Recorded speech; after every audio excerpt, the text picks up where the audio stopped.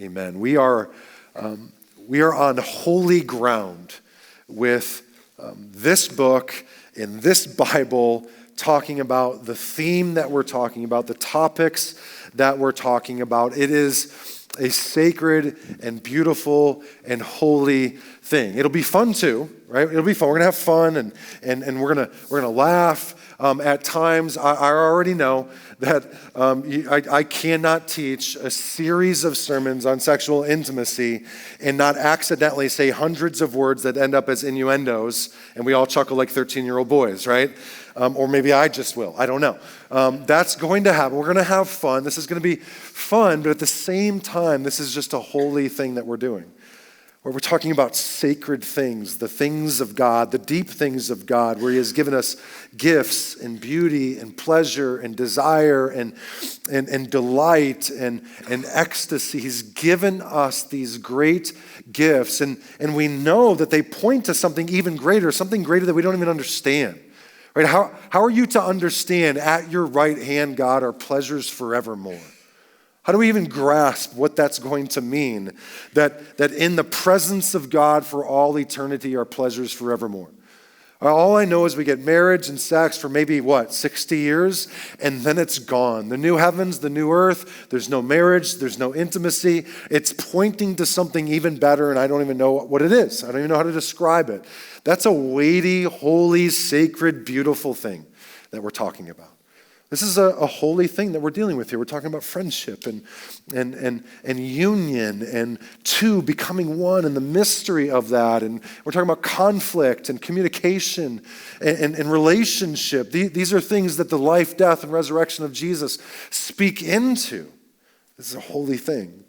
We're talking about sexual brokenness and marriage issues that some of you are going through, or things like that, things that only the gospel can heal. That's a holy thing. So this is going to be fun. We're going to have fun. We're going to laugh. This is going to be a delight to listen to how God has designed marriage and sex. It's going to be beautiful, but it's a holy and sacred thing as well. And I just want us to make sure that we consider that. Now, there's a couple of things that I need us to know going into the song as a whole. So kind of just a brief intro of the book that'll just help orient us to what's happening in what we're reading over the next few months. Here's the first thing, unbelievably important. This is a song and not a story. Okay, we're going to talk more about this later, but this is a song and not a story. Solomon wrote it, but he didn't write it about any particular husband or particular wife. It's about any wife or any husband. This is a song that invites you and me into the music that we might sing it to. Husbands, we should be able to sing like he sings. Wives, you should be able to sing like she sings. This isn't just somebody's story. It's not somebody's story at all. It's our story. All right, it's our song that we can be a part of. And so this is God's song to us, a gift to us to embrace godly romance in marriage, okay? So this isn't just story. It's like, oh, that's cool for them. No, this is for you. This is for you. Imagine with me a church filled with marriages that are being restored by the gospel. Imagine with me a people, single or married, that are being healed in their sexual brokenness and intimacy issues. Like that's happening, and together we're singing a song. Can you imagine what our friends and family would hear of the grace and mercy of God? How much they would want to hear more of God's love to us if this was our testimony. Right? This is our song. We can sing this too. And so as we get into it, man, this isn't somebody's story. This is your story. This is God's gift to you. This can be for you, okay? Here's the second thing. This is a big deal as well, and it should be obvious if you know anything about the Song of Songs or the Song of Solomon. You can call it either one, but it's very open about sexual intimacy. Okay? It's just very open about sexual intimacy. This would be a song that would be sung at the 7-day marriage celebration. Okay, so they partied way better than we did. It wasn't just one night, it was 7 days. And what would happen is the bride and the groom on the first night would go into their tent. Everybody knew what was going to happen, right? And then that morning they would walk out of their tent. Everybody knew what happened. And as soon as they walked out of the tent, the singer would start, let him kiss me with the kisses of his mouth, for your love is better than wine. The wine would be poured, the music would start, and the party would keep going.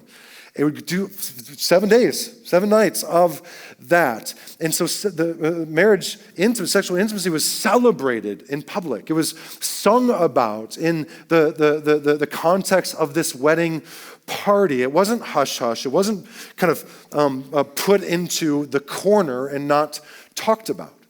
We have to be able to talk about these things. We have to recapture the sex narrative from the world and tell a better story about a God who gives us these great gifts of relationship and pleasure and covenant and joy and all of those things. So we're going to talk openly about sexual intimacy.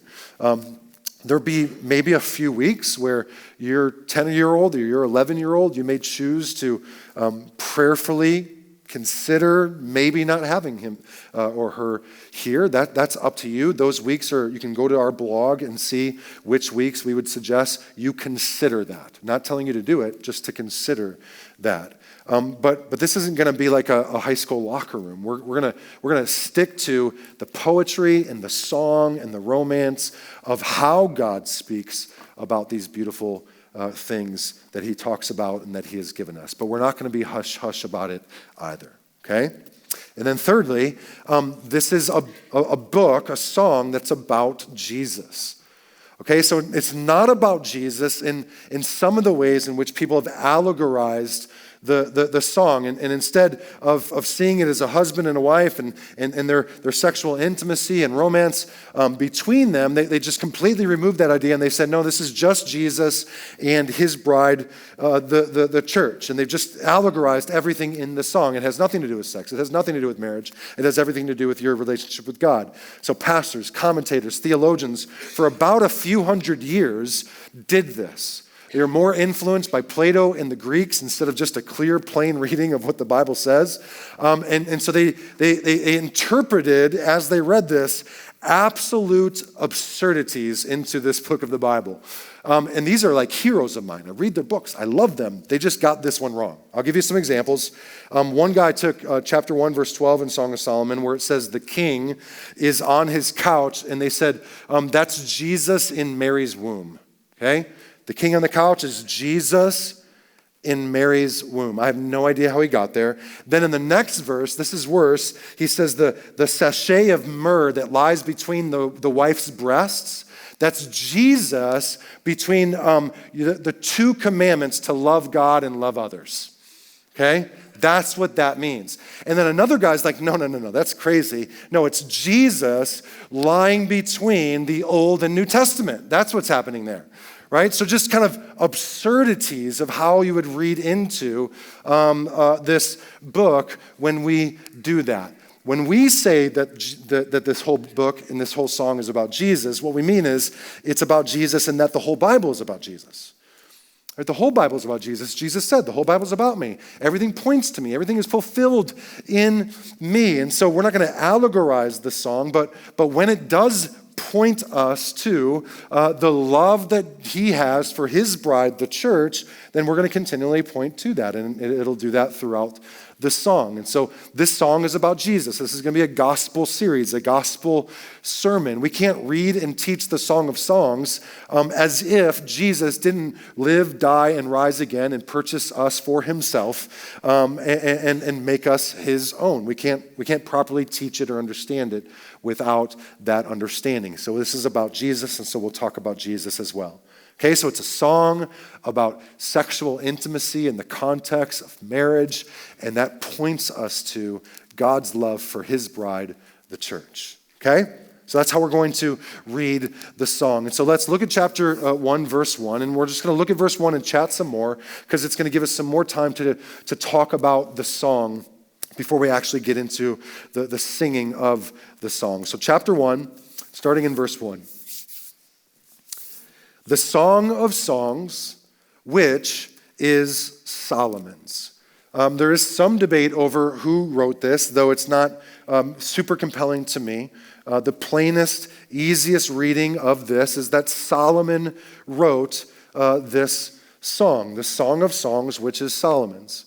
1 Kings 4 tells us that God gave Solomon great wisdom, wisdom that surpassed anyone else, and that he penned 3,000 proverbs and 1,005 songs. We know the exact number of songs that Solomon wrote. And just like his dad, King David, he was a songwriter. He wrote 1,005 of them, and this is apparently the greatest song.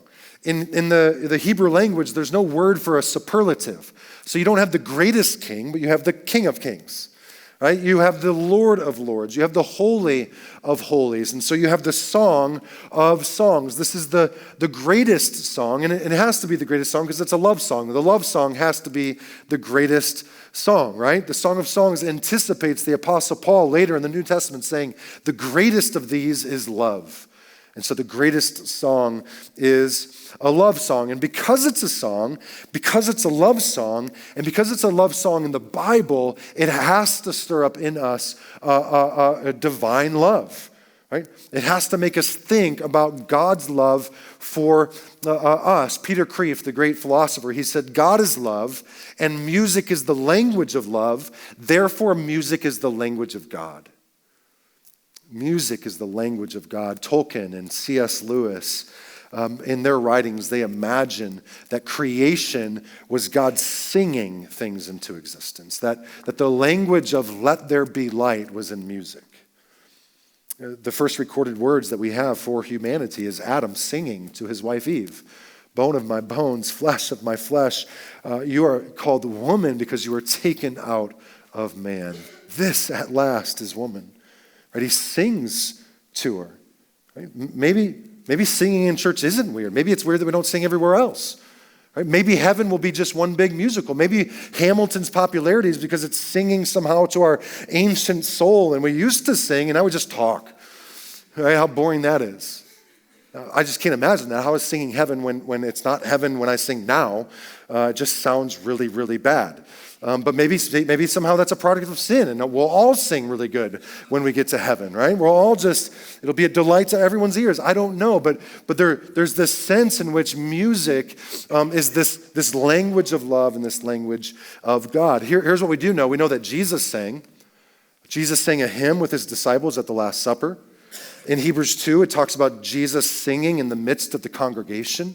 So men, singing at church is a godly, manly thing to do because the manliest man who ever walked the earth sang at church, and he was probably singing a psalm that was written by King David, who killed tens of thousands of people in war and wrote songs, right? So it's manly and godly to sing boldly and loudly. And then in Romans 15:9, Jesus is pictured as a worship leader. Did you know that? Jesus is our worship leader, where he's leading us in song, and he's even playing an instrument, if you go back to the Psalms that it's quoting out of. And so Jesus sings, we're to sing. In fact, God sings over us. One of my favorite verses in all of the Bible is Zephaniah 3:17. It says this, "The Lord your God is in your midst, a mighty one who will save. He will rejoice over you with gladness. He will quiet you by his love, and he will exalt over you with loud singing." God sings over us. And so we have to consider throughout our time in the Song of Songs that this is a song. It's poetry. It's meant to do something in us. And it's just different, right? Songs and poetry is just different, right? We could say, we could quote Lord Byron.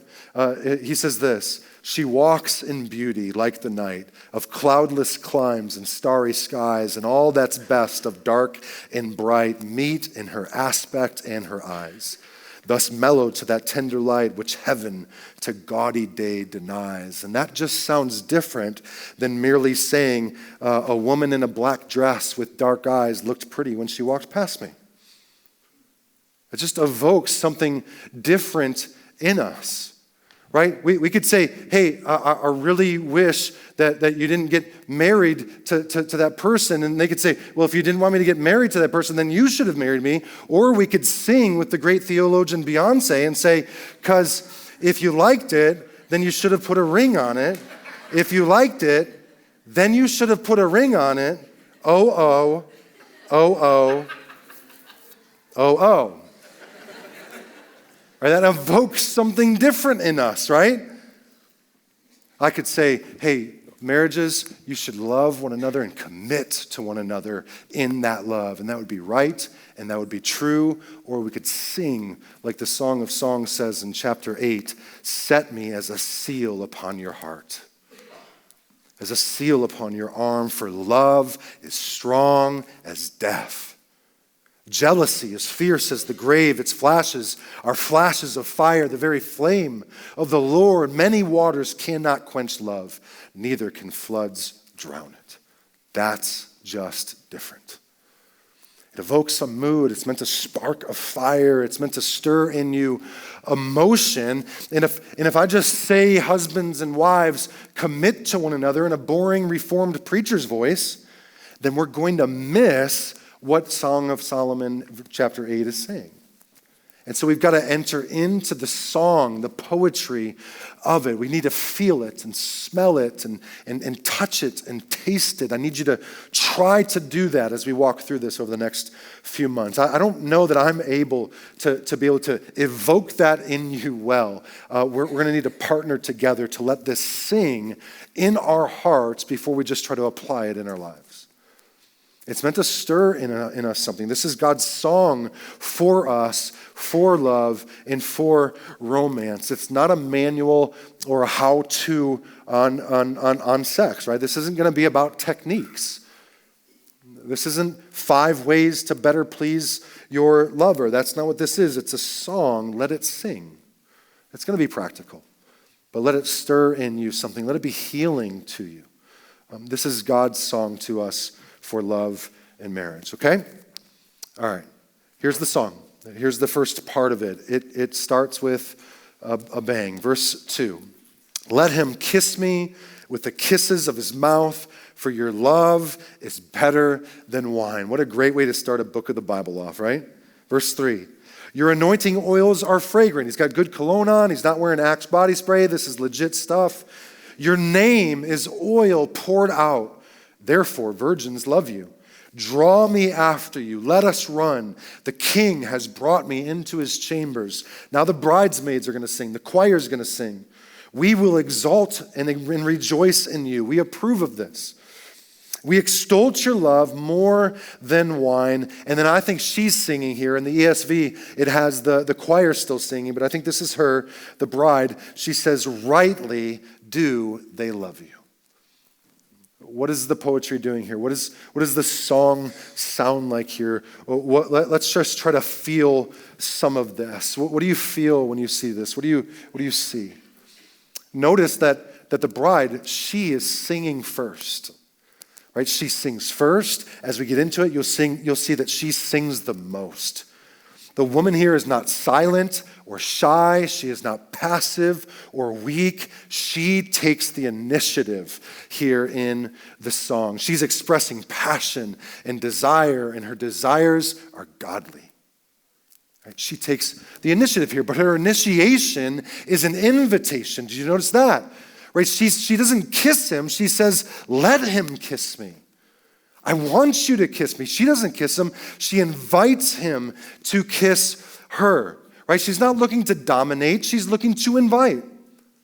She wants him to kiss him. She's leading him to kiss him. She wants him to lead, but she leads him to lead. It's beautiful. And the language here in the Hebrew of let him kiss me with the kisses of mouth, this is not a peck on the cheek, right? This is deep, intense, and intimate, and probably doesn't stay at the lips. That's what the commentators are telling me, okay? This is a deep and passionate kiss that she desires. And she wants this kiss because for your love is better than wine. This is the Hebrew word dode, and dode means erotic love. This isn't steadfast love or friendship love or sacrificial love. This is passionate love. Your passionate love is better than wine, so kiss me. Kiss me. And so his love for her is better than wine. Her love for him, it's better than wine. In the Bible, wine is seen as a good thing. In the Bible, it's seen as symbolic for joy and for blessing. The psalmist will say that God gave us wine to gladden our hearts. Jesus' first miracle was to make really, really, really good wine at a wedding where this song was probably being sung. He's like, oh, your love is better than wine. Let me see if I can do something about that.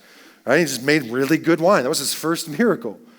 Jesus, he incorporates wine into this kind of tangible picture of the gospel along with the bread. And so every Sunday when we gather, we partake in a love feast of wine and bread as we remember the love of God that has rescued us. Right? Wine is seen as a beautiful thing, as a good thing. It's a good thing in the Bible. And she says, yeah, but love is better.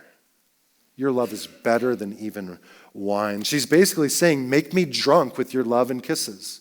I want to be drunk in your love. Song of Solomon, or rather Solomon, said the same thing in the book of Proverbs in chapter 5. He says, let your fountain be blessed. Rejoice in the wife of your youth, a lovely deer, a graceful doe. Let her breast fill you at all times with delight. Be intoxicated always in her love. Be drunk in her love. And then in verse 4, she invites him again, draw me after you. She says, let us run. She wants him right now. And then she calls him king. The king has taken me into his chambers.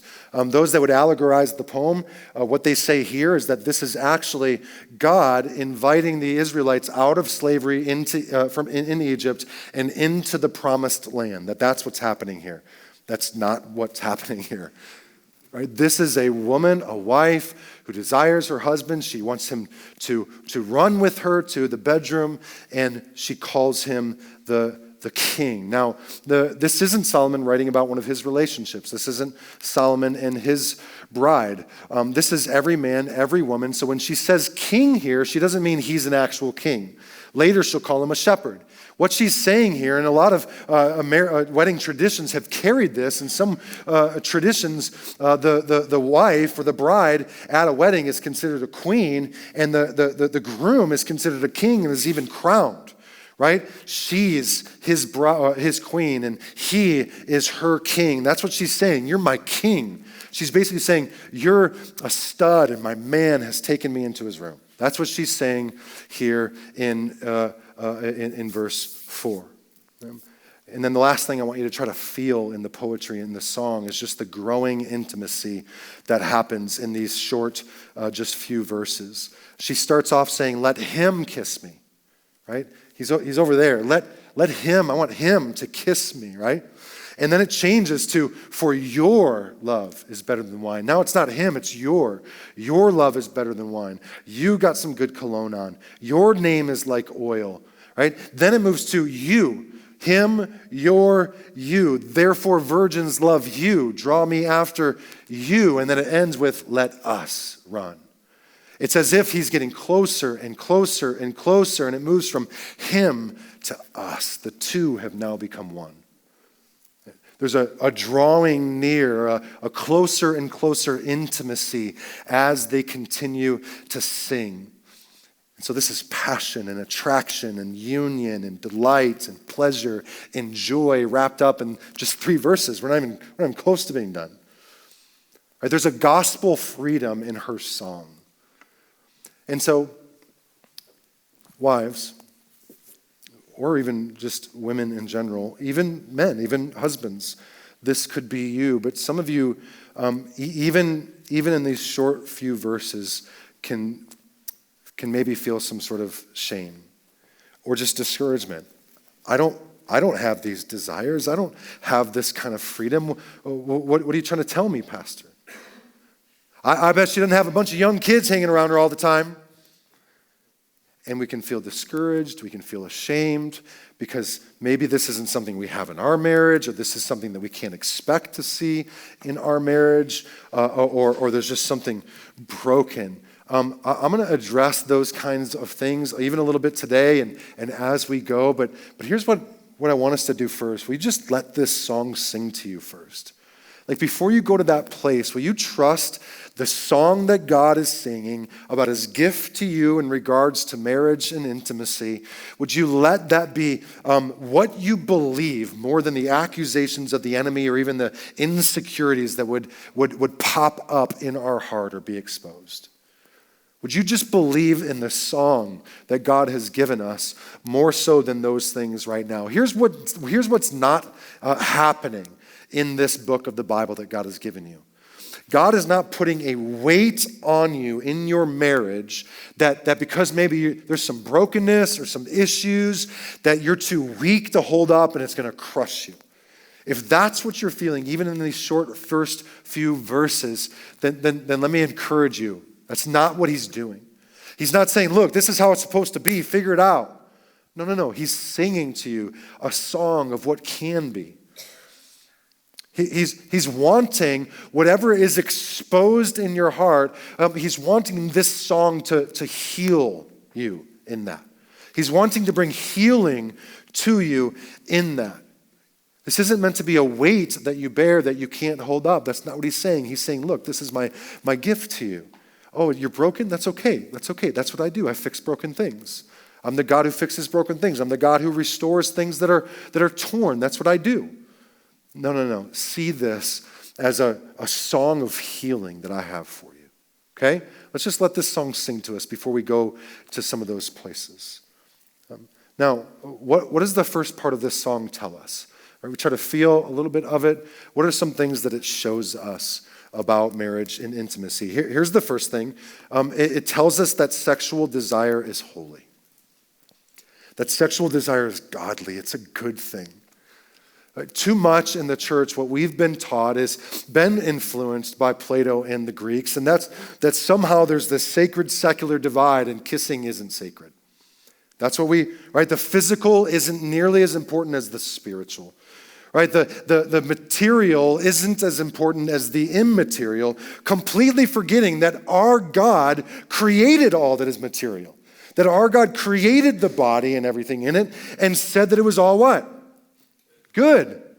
Right? It's all good. Forgetting completely that the very gospel message speaks of the importance of the physical and the material. God came in the flesh. Right? He entered actually into human history, and he lived and he died, and when he rose again, he rose in bodily form. Right? We forget that our God right now is fully God, fully man, sits on his throne in a body. Jesus right now is in a body. The physical matters, the body matters, and when we try to separate physical from spiritual as if somehow one is more important than the other, then we're entering into some foolishness and some wrong thinking.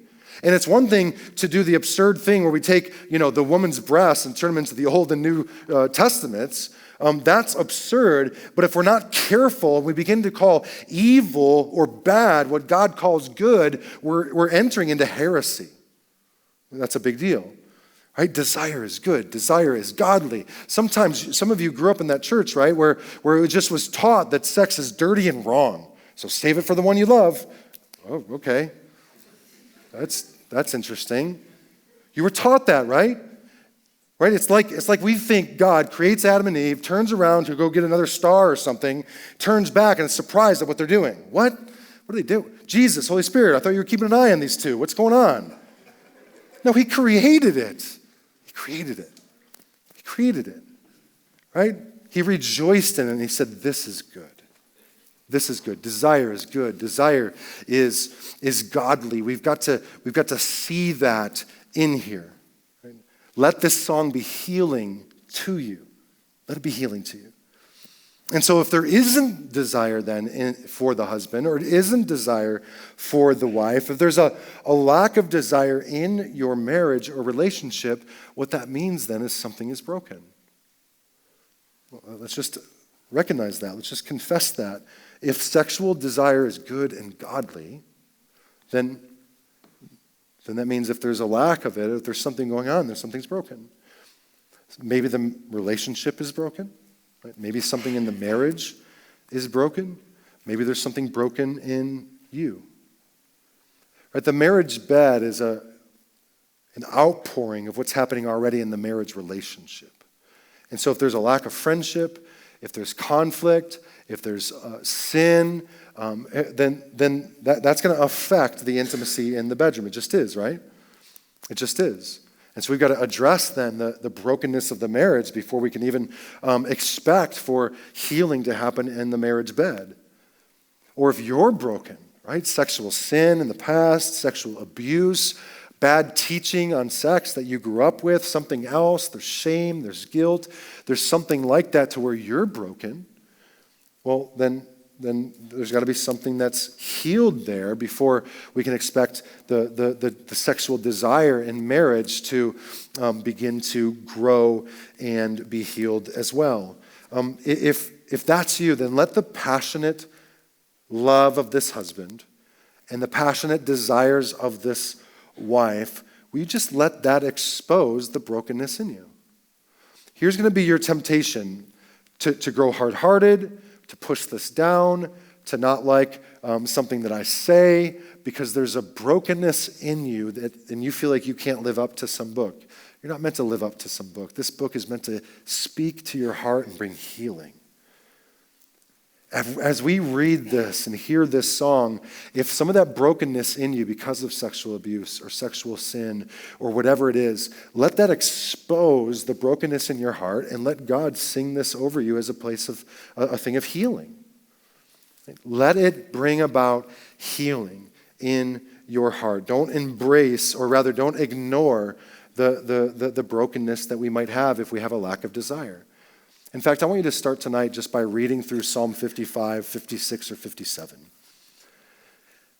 I want you to read it. I want you to resonate with the emotions that David has. Feel what he feels. And then I want you to pray like he does. Pray like he does. And then I want you to believe that how God acts in David's life, how God responds to the brokenness that David is feeling, or the suffering or abuse, or the enemy that David is facing, that he will act in your life in the same way. Right? You have counted all my tears. You put them in your bottle. This I know that God is for me. Believe those things when you read them. Right? That's how God acts on your behalf. Embrace the brokenness in your heart.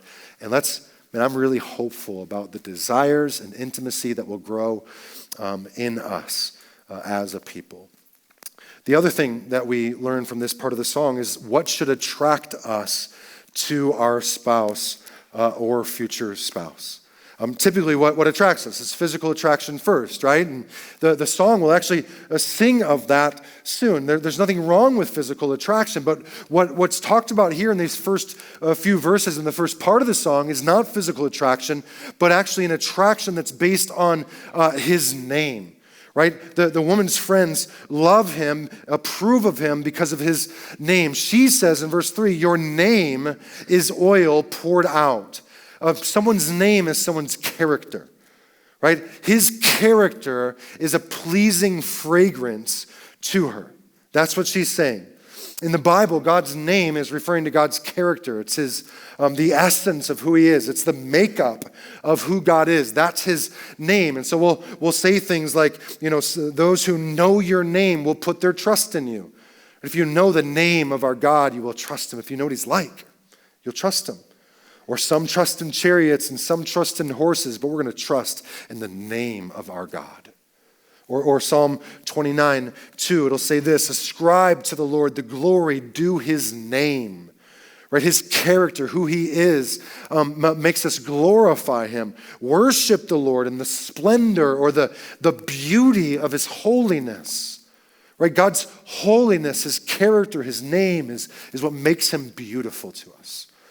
Right, so it's a turn on for her, his character, what he's like. Wives, what delights you the most about your husband? What he looks like or how he treats you? This is a godly man that she's attracted to and wants in a sexual way because of his character, because of his name. Men, you want a godly woman. Single men in particular, you need a godly woman. The husband in Proverbs 31, he delights in his wife because of her character. It says in verse 30, charm is deceitful and beauty is vain, but a woman who fears the Lord is to be praised. See, what matters most in marriage, which then means that what matters most in the marriage bed, is not how they look and not the personality or not the sense of humor, though those are good things. And we should have we can want those things and have that kind of chemistry. Nothing wrong with that, but what matters most is character. You know, it's interesting. In most other, in pretty much every one of our other relationships, we're not considering the looks first, right? You're not friends with who you're friends with because of what they look like. Right? You like them because of how they treat you and their character. Your favorite teacher growing up wasn't your favorite teacher, I don't think, guys, because she was hot, right? But because of how they treated you and how they taught you and all of that. Your childhood wasn't a good childhood because of how your parents looked, but because of how they treated you and how they raised you. Character is what matters most in relationship. That's what matters most in relationship. And a godly character is sexy because the real stuff of life can't be held up by good looks or a good personality. You want an actual real relationship with somebody, marriage relationship with somebody. What matters most in life when things get hard or when we have to navigate stormy waters or where there's conflict is, man, is he going to be gentle to me in this? Is she going to be kind to me as we walk through this? How gracious is he? What is he like when things are stressful and hard? That's what's going to matter more than what does she look like? What does he look like? Character is what should attract us to one another the most. Do they lead me more to Jesus? Do they exhibit the fruit of the Spirit? Marriage conferences and marriage books are great and they're perfectly fine. I don't think my wife has ever read a marriage book. But here's what she's done. She reads her Bible, she prays, she repents of sin, and she worships in joy even when it's hard, even when life is hard. And through that, over the years, the Holy Spirit has made her look more and more like Jesus, and her character is beautiful to me. It's beautiful to me. We met in a bar. You like that transition? We met in a bar. We didn't actually meet in the bar because we didn't say anything to each other. We just looked at each other, and that's all it took. Right? She didn't have me at hello. We just had each other at, wow, I like how you look. We didn't actually even talk or meet at the bar, but then we ran into each other the next day. We began to talk, and the first couple of years of our relationship was really, really hard because we looked good, but God had to do a lot in our character. Right? He had to do a lot of work in our hearts that we might look more and more like Jesus. And now at 38, I don't look like I did at 22. All right? I just don't. She does. She looks exactly the same. Right? Just for the record, looks exactly the same. But what attracts us to one another is what the Lord has done in our name. Right? Our character, our godliness is what's most beautiful. Right? The looks will go and they will go quickly. Right? Quickly. Not for her, but for me. But a name, man.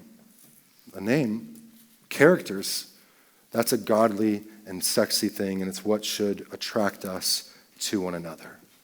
So, if desire is lacking in your marriage, or maybe you just want to grow in this, okay? Maybe you just want to grow in this.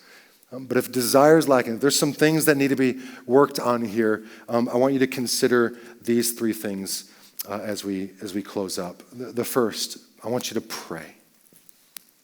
Honestly, I don't know that there's a more important thing for you to do if there's desire or intimacy or attraction lacking in your relationship.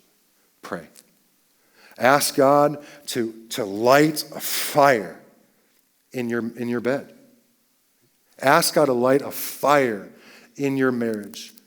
Man, but don't do the sacred secular divide thing where somehow you put sex over here and your relationship with God over here as if he doesn't somehow care or speak into that. No. Pray specifically, pray boldly, pray in such a way that it might be rude if you told me what your prayers were. I want you to pray. I want you to pray like they talk to each other. Like they talk to each other in this, you pray. You pray for specific things regarding intimacy. I can't even tell you the things I pray for in my marriage. pray boldly that God would light a fire in you, that you guys would grow and grow and grow. In fact, all of us need to grow. You think your relationship's good, man, you're still in that honeymoon phase. You don't know anything until we get into, look at chapter 2, 3, 4, 5, just start reading. You're not there yet. Pray that he would light a flame of fire, of passion in your bedroom. Fast and pray. Man, if something's really broken, will you fast and pray?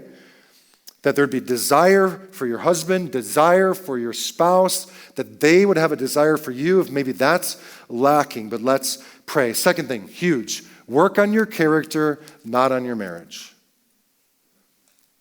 I got a chance to spend time last year with the best counselor in the world. That's not just a recommendation. He's literally one of the best counselors in the world. And it was part of this pastor's thing that I was a part of. We call him the soul ninja, okay?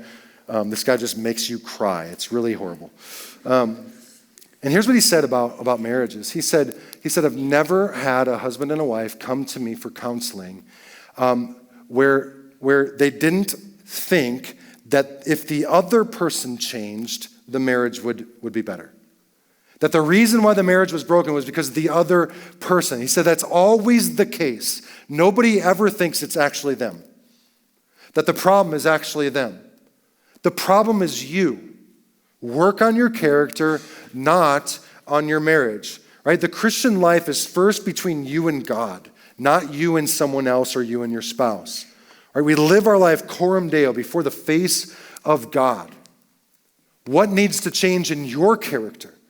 Where does the grace of God need to press into something in your life and change you and make you look more and more like Jesus? What needs to change in you?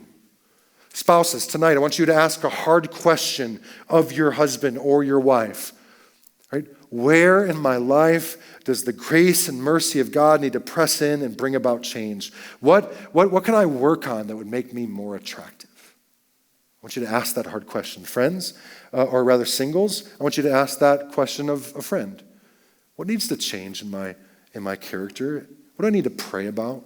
What do I need to ask God to do a good work, to mature me or grow me in? What needs to change in me? Look for a growth in character, not in a growth in your marriage. And then finally, third, pursue a greater desire of Jesus. Do you desire God? Desiring God is attractive. What your spouse needs the most from you is that you would pursue a love of Jesus more and more. What will do more things in your marriage is that you would love God more and more. Do you? Do you desire Jesus? Right? This is just all over the Bible, this idea. Right? David in the Psalms, Psalm 63, "O God, you are my God, earnestly I seek you." Right? We read it before. Ascribe to the Lord a glory, do his name, worship him in the splendor of holiness. Psalm 96:6, "Splendor and majesty are before him. Strength and beauty are in his sanctuary." One thing that I ask, there's one thing that I want to do, is spend all the days of my life in the presence of God. You desire him. Do you pursue a love of Jesus? Do you desire Jesus? God's beauty is wrapped up in his holiness. It's in his name. Right? We desire God. We love God because of who he is, his character, how he treats us. What he's like produces in us a desire for him. And we joked about this a couple of weeks ago, about how demons believe in God. Satan has right thinking about God. Satan has, in some sense, a right theology, a better theology than you or I even do. He thinks more thoughts about God in one day than you or I do in a year. Satan thinks about God rightly, but it doesn't delight the heart of God. It doesn't matter. It doesn't glorify Jesus that he has right thinking about God. There's no desire. There's no worship in him. It's the desire, the worship, the glory that matters. That when we express and delight in the heart of God, the name of God, that's what brings Jesus glory. That's what we were made for. Right? That's why you can not be married and still have a life fulfilled, because ultimately life isn't about sex and desire and marriage. Ultimately, life is about desiring God. Do you desire God? Desiring God is attractive, and we can because Jesus first desired us. The relational fire between you and God starts with him singing over you. But sometimes we could just get into right thinking and right theology and we don't hear his voice. We love because he first loved us. Do you really believe that? Do you really believe that God loves you or God just loves? Does he delight in you? Does he desire you? The gospel answer is yes. Do you desire him? It's meant to evoke in you, stir in you a desire for God. God loves you, and that love for you wasn't meant to produce in you just right thinking about him, but right emotions about him, a right desire towards him. Do you love God? And the more that we experience that God who loves us in that way will be to the degree that you can love your spouse with that kind of love, even if there's a lack of desire there. Right? That kind of love is healing. It's restoring, and it's beautiful. How great is this God that he would love us in this way, that he would give us this song.